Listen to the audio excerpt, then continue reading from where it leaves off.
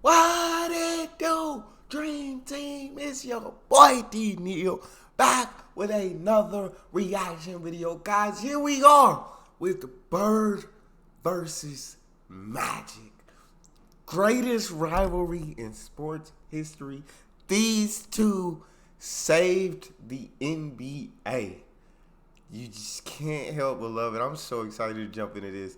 Before we do that, subscribe to the channel, ring notification bell, get a video a thumbs up so it gets suggested. Social media, Patreon, all up top. You can subscribe to any of it. Put all the links in the description. All you got to do is hit the link, follow me, talk to me. Human, I'll talk back. You guys got a favorite video suggestion? Subscribe to Patreon or drop it in the comment section. What we got? You can't talk about Magic Johnson's career without mentioning Larry Bird, and vice versa. They were two of the best and most successful players in the 80s. And their rivalry saved the NBA from going bankrupt and shutting down. We'll talk about how their relationship started, how they drove each other crazy, and how they formed the most iconic rivalry in sports history. Growing up, Larry Bird was born in 1956 in French Lick, Indiana, 2.5 years and 357 miles up north. Irvin Johnson said hello to the world from Lansing, Michigan. There were a lot of differences between the two, but there were also many similarities. Both hailed from big, working-class families and knew the values of hard work and sacrifice early on. Irvin was a flamboyant kid who wanted to get as much attention as possible. He was the most popular kid in high school and a prom king, while Larry mainly wanted to be left the hell alone. When he had to get up and speak before the class, Bird wouldn't do it and would rather get an F than draw any attention to himself. However, these two polar opposites outside of basketball were the mirror images of each other once they had the ball in their hands. That's absolutely insane how opposite these two were. It just made for such an incredible rivalry. How completely opposite these two are. You got one guy who wants to be in the spotlight, who loves the spotlight, loves the attention. And you got the other guy who wants no part of the spotlight, wants to be left alone, you know what I'm saying, wants to keep to himself. He doesn't want the spotlight at all. It's incredible. But like he said, once they got on the court, they were mirror images of each other. Opposites outside of basketball were the mirror images of each other once they had the ball in their hands. Both 6'9", not overly athletic, but extremely smart and super confident. They both saw the game 2 or 3 moves in advance. Both were team-oriented, and they had an equal desire when they played to win above all else. Magic won the state championship as a senior in high school, averaging 29 points and 17 rebounds, after which he decided to attend Michigan State. Bird averaged 31 points and 21 rebounds as a senior, and he got the scholarship from the Indiana Hoosiers. Coached by Bobby Knight, the Hoosiers were one of the country's most successful and famous collegiate basketball programs. However, Bird lasted only 24 days at Indiana University. More than 30,000 people at campus and less than $100 in his pockets were too overwhelming for a hick from French Lick. So Larry returned home. Yeah, he said this too much. This too much. I need somewhere that's more quiet, somewhere that's more me. That's more me. This right here, this ain't me. $100 in his pockets were too overwhelming for a hick from French Lick. So Larry returned home to a town of 2,000 inhabitants and became a garbage man. He drove the garbage truck, painted park benches, cut grass, fixed what needed to be fixed. His mom didn't speak to him for months because he ran away from a college scholarship. And after a year of picking up garbage, Larry decided to return to the university. However,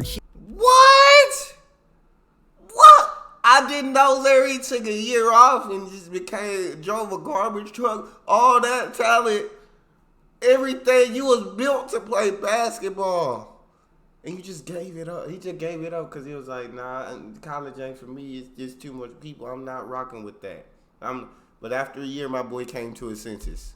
Scholarship. And after a year of picking up garbage, Larry decided to return to the university. However, he opted to go to a much smaller Indiana State, which was much more suited for his social skills at the time. While the Hoosiers won their 3rd NCAA title in 1976, Indiana State had never even reached the NCAA tournament. However, that would soon change with Larry Bird on the team. Bird averaged 30 points, 13 rebounds, and 5 assists per game with the Sycamores, and led them to an 81-13 record during his tenure. In his senior year, Indiana State reached the NCAA tournament for the first time, and did so in a spectacular fashion. With Bird dominating the college ranks, Indiana State got off to a 33-0 record, and reached the NCAA finals against Michigan State and their sophomore point guard, Magic Johnson. First meeting, 1979 championship game, and the NBA draft. The first time Magic found out about Larry was from Sports Illustrated, which had a story about the best college player in the country, but he soon got to see for himself if that was true, because both Magic and Larry were selected to represent Team USA in the 1978 World Invitational Tournament. Larry and Magic were the best players on the court, trading behind-the-back passes and treating each other with no-look assists. They had instant chemistry on the court, but off it, not so much, as Larry wasn't the most talkative person on the planet, as you can probably imagine. However, before the NCAA Finals in 1979, Magic still wanted to greet Larry and shake his hand before the game, because after all, they were teammates on the USA team less than a year ago. But Larry wasn't interested. He shunned Magic, and their rivalry officially began. Larry just was different. Larry was just like, "You're not my friend. No, you're not my." And a lot of people say we can be friends off court, and then on court we can be enemies. Larry was like, "Freak all that. You're not my friend on the court. You not my friend off the court. We not cool. I'm about to come out here and I'm about to bust your butt. I'm about to come out here and bust your butt and then go back to chilling." And Magic, Magic want to be friends off the court, on the court, but Magic also, that will to win was just as strong as Larry's. That will to win was just, when he got on that court, he became a ultra competitor. Ago, but Larry wasn't interested. He shunned Magic, and their rivalry officially began. The 1979 NCAA Finals was the most watched NCAA Finals in history at the time, and it's still the most watched NCAA game ever to this day. A small school that had never reached the tournament was undefeated throughout the season, and an unathletic blonde guy made them the most talked about team in the country. The other school was led by a 6'9" point guard, which was never seen before. One was black, one white. One was outgoing and smiled for the reporters. One was shy and gave short one-sentence answers. They were the polar opposites from the outside, but their games were so similar, and that's what wrote the narrative and brought national attention. When the actual game started, two guys guarded Bird the entire game, and he struggled to get an inch of free space. Larry knew he had to score 40 for his team to beat the favorite Michigan State. However, Bird had a bad shooting night. He missed 14 of his 21 shots, and Michigan State won by 11. Bird always says that it's the toughest loss of his career. After the NCAA Finals, both Magic and Bird turned pro. The Lakers selected Magic with the first overall pick in the 1979 draft. Bird was picked 6th by the Celtics in 1978, and that was the last year a player could still stay in college after getting drafted. NBA saviors. By the end of the 70s, the NBA was in big trouble. TV ratings. You could stay in college after getting drafted? Is that why Larry went 6? Because of course ain't no way Larry would have went 6. But I'm guessing the Celtics may have drafted him a year before, and then he decided to go play in college again for one more year, is what I'm assuming. NBA saviors.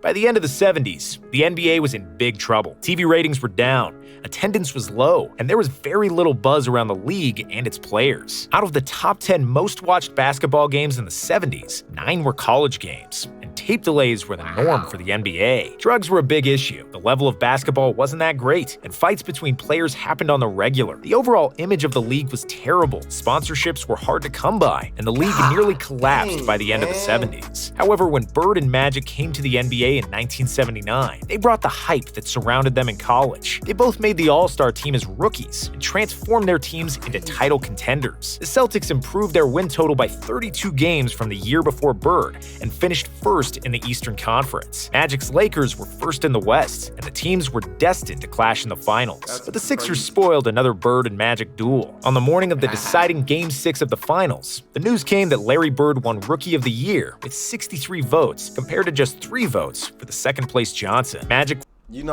felt all kind of disrespect. He had to have felt all kind of disrespected, but I think the difference is Magic had Kareem on his team. You got arguably one of the greatest arguably the greatest. A lot of people argue Kareem, arguably the greatest basketball player ever on your team. So it's going to be hard to win Rookie of the Year when you got somebody like that, and Larry doesn't have that kind of guy on his team, and Larry still got through the first place in the East.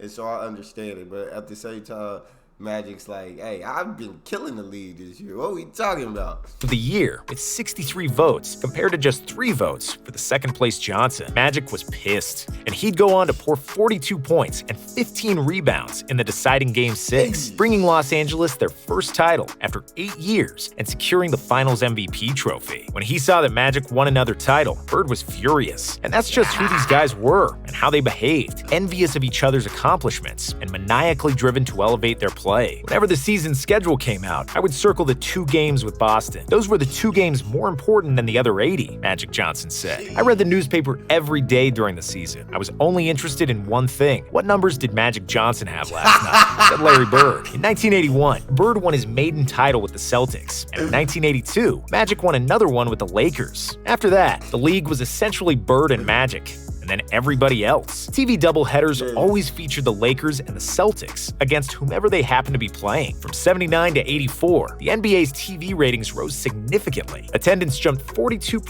from 1979 to 89, easily the biggest gain among the 4 major American sports. While some credit has to go to David Stern and some to Michael Jordan, the main reason for the NBA's rise has to do with Bird and Magic. They were 2 phenomenal players who got drafted to the most iconic franchises and embodied the drama of American race relations, but did nothing to stir up the hatred. They were literally perfect. They were perfect rivals for each other. Absolute perfect. They definitely saved the game. And they're both such incredible, legendary basketball players. Franchises and embodied the drama of American race relations, but did nothing to stir up the hatred themselves. Finals clashes.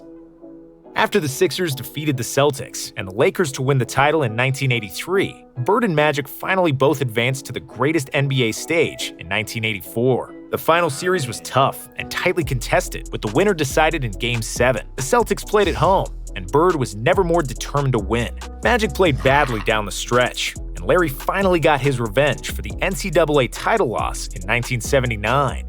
Averaging 27 points and 14 rebounds, he was named the Finals MVP, while the media butchered Johnson for his mistakes in the deciding moments. As a result, Magic was on a mission for the 1985 season and played the basketball of his life. The Celtics and the Lakers met in the finals again, and after a first game that finished 148 to 114 for Boston, it seemed like the Lakers didn't have it in them. However, after a big bounce back from Kareem, Magic steered LA to victory in 6 games and their first title in 9 NBA Finals against the Celtics. In the summer of '85, after that finals series, a monumental shift happened in Bird and Magic's relationship. They starred in a Converse commercial together, with Magic visiting French Lick and spending time in Larry's home with the entire Bird family.